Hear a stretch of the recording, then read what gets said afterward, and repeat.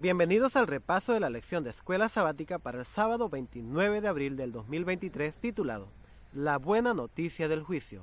El versículo para memorizar lo encontramos en el libro de Apocalipsis 14:7 y dice así: Decía a gran voz, teman a Dios y denle gloria, porque ha llegado la hora de su juicio, y adoren al que hizo el cielo y la tierra, el mar y la fuente de las aguas.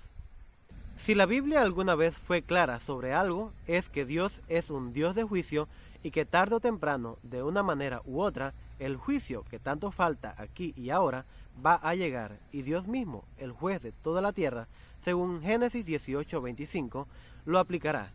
O como escribió Pablo, de manera que cada uno de nosotros dará cuenta de sí a Dios. Romanos 14:12. Qué pensamiento aterrador, ¿no? Tener que dar cuenta de nosotros mismos ante Dios, el Dios que conoce las cosas más profundas, el Dios que traerá toda obra a juicio, con toda cosa oculta, buena o mala. Eclesiastés 12:14. Sin embargo, en última instancia, el juicio revela la bondad y la gracia de Dios, y que Él es justo y misericordioso en su forma de tratar con los salvos, y hasta con los perdidos. Esta semana exploraremos los temas más profundos del juicio en relación con el gran conflicto que asola el universo, y veremos especialmente lo que sucede cuando el pueblo fiel de Dios se enfrenta al inevitable juicio venidero. Hechos 24:25. Siguiente punto: la importancia de la hora del juicio. El último libro de la Biblia, el Apocalipsis, se centra en la culminación del conflicto entre el bien y el mal. Lucifer, un ángel rebelde, desafió la justicia, la equidad y la sabiduría de Dios. Afirmó que Dios era injusto en la forma en que administraba el universo. El juicio final de Apocalipsis está en el centro mismo de este conflicto sobre el carácter de Dios. El Evangelio y el juicio, ambas partes del mensaje del primer ángel, están inseparablemente entrelazados. Si no fuera por el Evangelio eterno, no tendríamos esperanza en el juicio. De hecho, como veremos, el Evangelio eterno es nuestra única esperanza en el juicio. No cabe duda de que parte del contenido del Evangelio es el anuncio del juicio. Durante este juicio, los mundos no caídos verán que Dios ha hecho todo lo posible para salvar a cada ser humano. El juicio revela la justicia y la misericordia de Dios. Dice algo acerca de su amor y su ley. Habla de su gracia para salvar y de su poder para librar. El juicio es la parte de la solución final al problema del pecado. En el gran conflicto entre el bien y el mal en el universo, Dios respondió a los cargos de Satanás por medio de la cruz, pero en el juicio, Él revela que ha hecho todo lo posible para salvarnos y guiarnos a la cruz.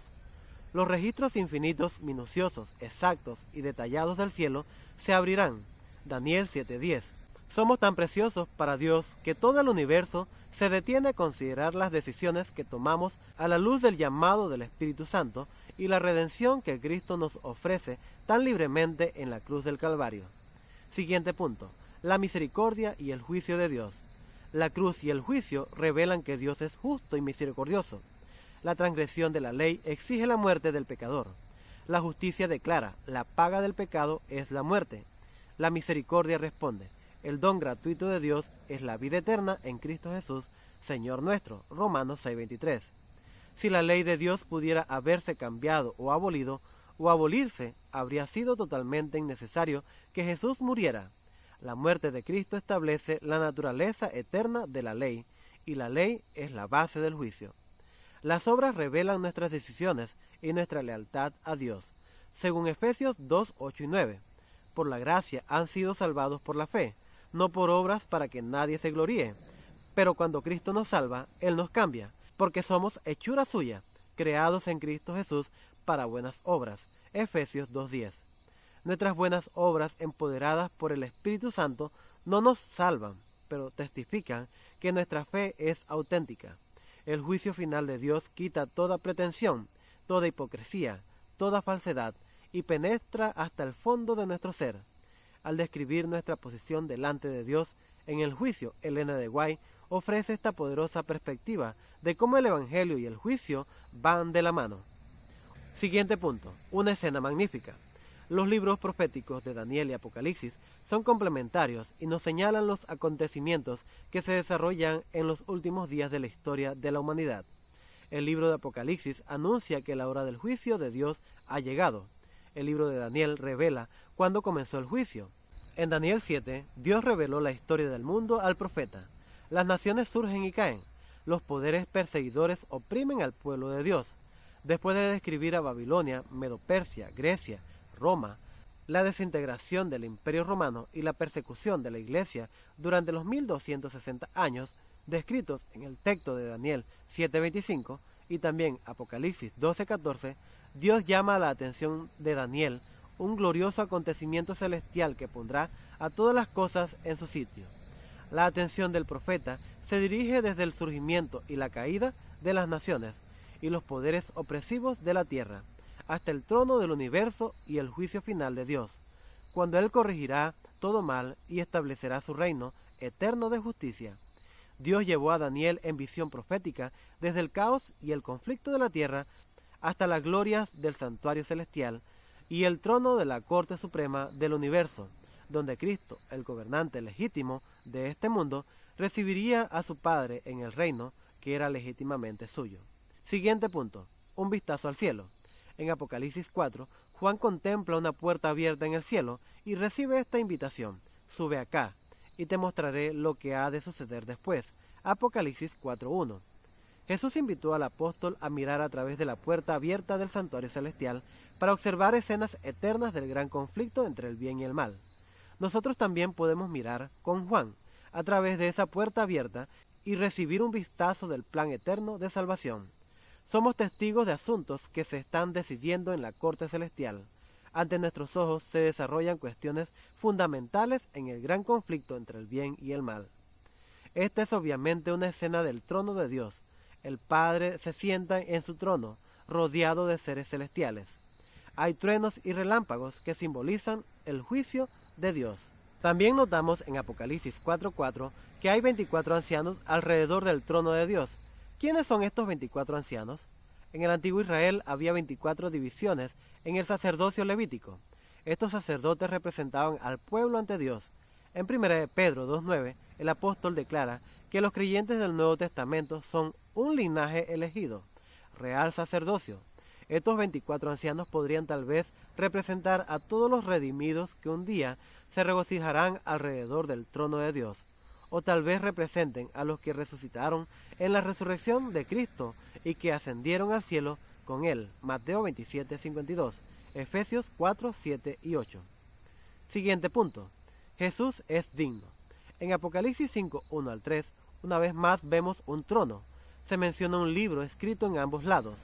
Está sellado con el sello divino, y nadie del cielo ni de la tierra puede abrir el libro.